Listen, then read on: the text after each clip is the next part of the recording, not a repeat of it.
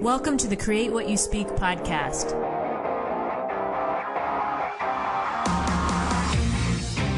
Join me as we have a real-life discussion on how to change your life by changing your thoughts. Remember, question everything, trust yourself, and find your truth. Welcome to the Create What You Speak podcast. My name is Sloan Fremont, and I'm your host. This is a show where we talk about how to change our lives by changing our thoughts. And every week I bring you a new guest, or sometimes it's just me offering up my own stories or perspectives. And really what we talk about every week on this show is just what I said in the intro, how to change our thoughts, and which will in turn change our lives. And this week, our topic is transcendental meditation. My guest is Jim Mead, and he's the author of a new book on transcendental meditation. And we're going to get into all of that today. But before we do, I wanted to just let you know on this topic of TM, I know nothing about this. I actually came into this interview as a complete beginner. I didn't do any research on it. I was really just wanting to approach this with genuine curiosity, which is what I did. So I think you're going to find this interview not only fascinating, but actually you're going to get to the end of this and be like, okay, yes, this is something I can take away from this interview and actually do something about. So stay tuned. We've got a great interview ahead, and I really hope that you enjoy it. Joining me today is Caitlin Billings, author of the book In Our Blood. In Our Blood, at its core, is about radical acceptance.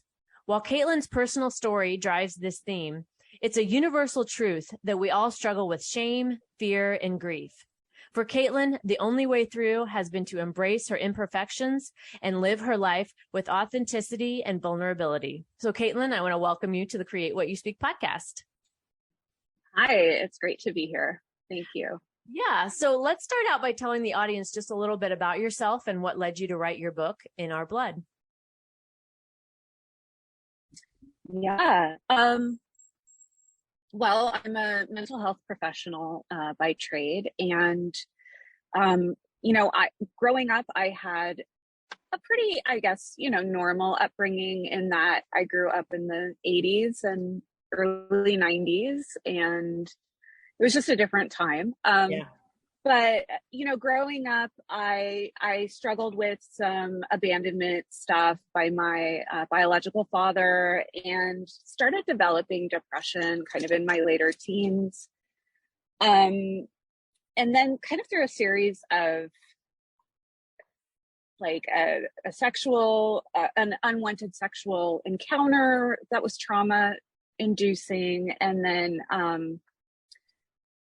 going forward in my life, there were just unexpected events, right? And so I had an unexpected event that ended up triggering what I understand now to be a bipolar disorder. And I can talk more about kind of how severe mental illness can be triggered by trauma.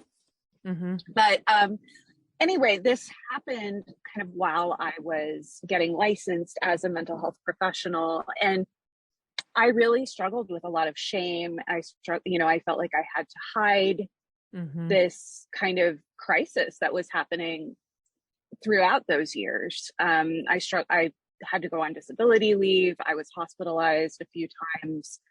I was bringing up kids. I'm married, so a lot was happening that you could see from the outside. And then I think, as we all do, there was the inside story that was going on that nobody really knew about.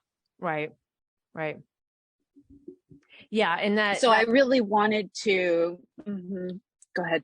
Well, I was just going to say that inside story then is what, like you're saying, what people can't see. So on the outside, you may look fine or appear, to people you're smiling, but on the inside, it's a completely different story. And that we know we all live what's going on inside of us. So yeah, right. Go ahead. I wrote it because I couldn't see any other way. I mean, I've always loved to write. I've, done a fair amount of kind of just creative writing, but I just couldn't find a way other than to tell the truth of my experience to work through it. And people have said, oh, it's really brave of you and this and that. And yes, I think being vulnerable and authentic in our pain as much as in our joy and happiness can be tough. Yeah. And I kind of feel like, yeah, but I had no choice. I had to do it. Yeah. Or I wasn't going to heal the way that I knew I needed to heal. Yeah. And that writing process, from my own life of even doing this podcast I've done it for 5 years now, being able to talk about what has happened, is very healing in that way, and being able to get it all out there. It's brave. Yeah, completely brave. Because some of these stories, right, were very raw and very vulnerable about what we're talking about. What have you found maybe after writing the book, and being that you're a mental health professional yourself in your day job, what have you found after writing the book? And then maybe did that change or shape your day-to-day activity with your clients? I think yes. And I think some of that was bound to happen anyway, just as I became more seasoned in the work. Yeah. Yeah.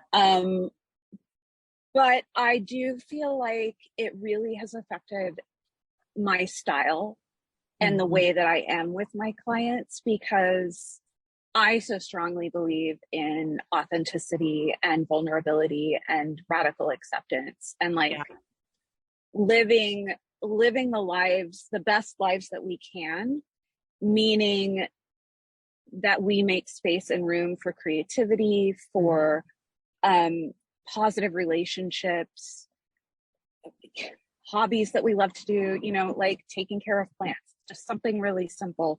Right. But really nurturing those parts of ourselves that get lost, when we're in crisis. And I work with folks who've really, like, the umbrella of what I do is trauma based.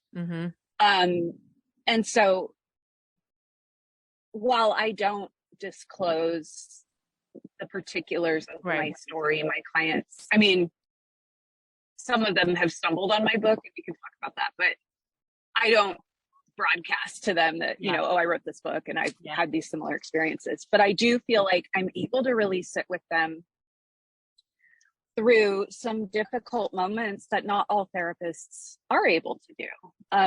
Scary things like self-harm or suicidal thoughts, or just being able to witness some of the more horrific traumas and experiences that we go through, unfortunately, as humans. Right.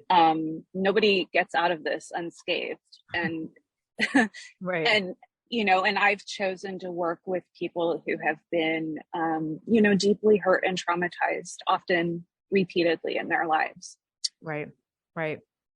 Yeah. And so your book is a memoir. So you're telling your story. And as I was reading, a little bit about you and your background, I know a big part of, and you've mentioned this, a big part of your message is that, nothing is perfect. Nobody is perfect. That idea of perfectionism is just a crazy standard to try to keep ourselves, compared to, but yet we all do. Right. So what have you found now, or what did you, maybe as you wrote the book and you explored your own story and your own journey, how did you move past that, those feelings of having to feel like you have to do it all, or it has to all be perfect?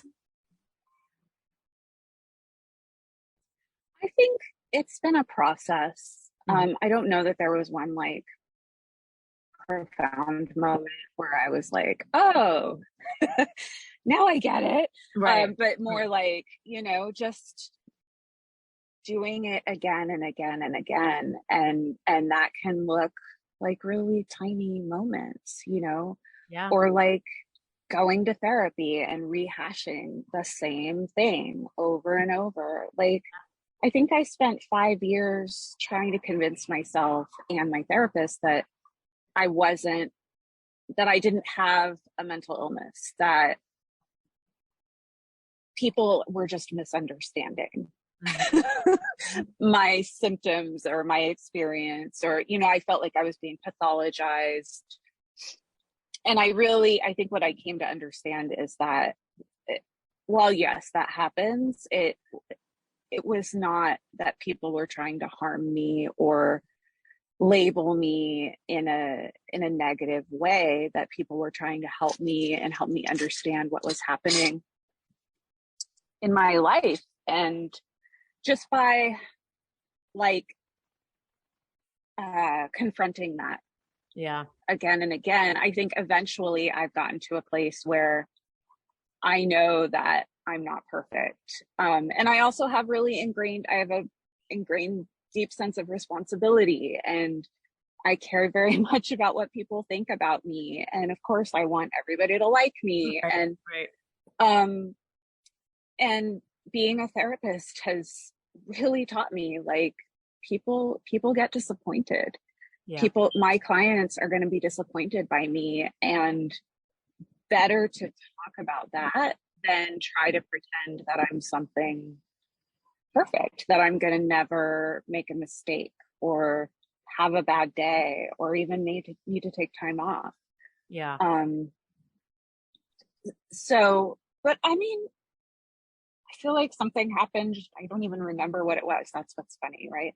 But something happened recently where I was like, it's this struggle again of like, I know I'm not perfect, but why do I feel so bad when I make a simple mistake? Right. Yes. And all the feelings come up again. And so, once again, I have the opportunity to sit in the real discomfort and learn once again that I can get through it. And I did. And see, now I don't even remember what it was. Right. Well, and as I'm listening to you talk too, that you mentioned about the small steps, or that showing up day in and day in and day in again for ourselves, right? On these things that we feel like, I used to feel about my things that, like, God, this again, like this topic again, I'm sick of myself on this topic. Like, that's what I used to say to myself. Cause I'd be like, like, I've rehashed this a million times for a million years, and here it feels like, and here I am again, still on this. Right. But that in listening to you talk and describe your experience, like, I can really hear like the compassion you have for yourself, like the compassion that you allowed to have yourself to have for yourself, because that's one thing I've noticed, and probably the listeners, I'm sure, notice too. Like, obviously we're the hardest on ourselves, right? We're ourselves. So we're it's easy to do, but that willingness to like lighten up on yourself or be like more gentle in your approach. I mean, that goes like, I remember when I first started doing that for myself, and I was like, wow, like this is a totally different experience. Like and for me, it was so hard to even do that. Like, I could only do it in like 5-minute increments at a time, because I was so used to making myself feel so poorly that it felt so so uncomfortable, right? To try to get out of that. But when I started allowing in just a few minutes of that, like, relief at a time, then I was like, oh my God, why do I continue to go back to doing this stuff to myself when I could simply choose to lighten up and not have to, have the weight of the world on my shoulders every day. Yeah, totally. And I think particularly, in working with people who have survived trauma or who struggle with the trauma of anxiety, depression, PTSD, it is like, often those people grew up with a strong sense of responsibility to others. Yeah. And with a real sense of like that they don't matter. Yeah. Because maybe they were used or abused, or they've just always put other people ahead of themselves, maybe out of a need for survival. It can manifest in so many different ways. But yeah, it is so uncomfortable when you start to do it. Yeah. And but I think, to your point, the longer you can feel those increments of once you can kind of get past the discomfort and actually like be in the comfort of taking care of yourself, now I really don't have a problem. Like, telling people if I can't do it, or even needing to, cancel appointments at the last minute because there's something going on in my family, or I have a migraine, or like, I'm a human being, and I have to take care of myself in order to be there for my clients. Mm-hmm. Yeah, totally. Totally. And I think even what you said, I grew up in the same era the 80s and 90s, right? And as you said, it was a different time then, right? And that wasn't something that was really talked about that